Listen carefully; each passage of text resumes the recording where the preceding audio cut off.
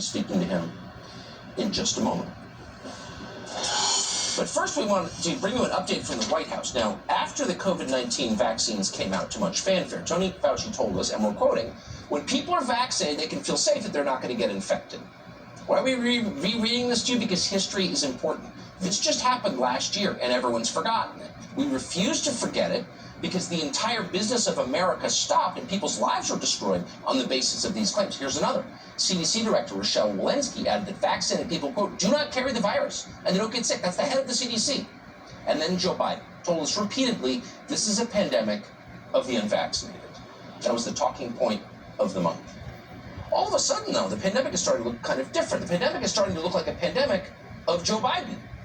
He seems to have the most COVID out of 350 million people in this country. Biden is double vaccinated, double boosted, and yet he just tested positive for COVID again for the 6th straight day.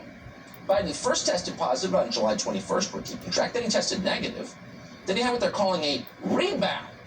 So what is this about? We'd love to know, but no one can talk to the White House doctor about any of this. Why? We don't know. Probably other reasons.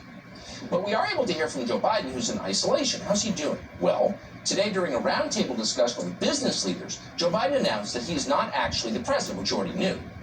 Instead, Biden said he's the vice president. I've spoken to the chairwoman about the possibility of my being able to buy one of those Corvettes that are electric vehicles that, when they come out. I'm not going to be able to do it because I can't drive a vehicle while I'm vice president.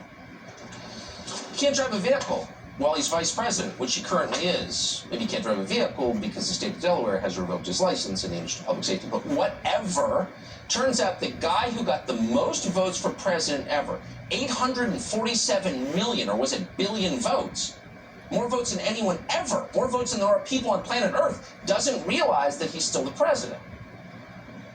But Joe Biden's comments say are great news for at least one person who lives in the Delaware area. That, of course, would be Corn Pop, the bad dude of Wilmington. As of today, Corn Pop knows Joe Biden's not driving any throwdowns in his Corvette with the top down, 6-foot chain in hand. He can't. He's the vice president.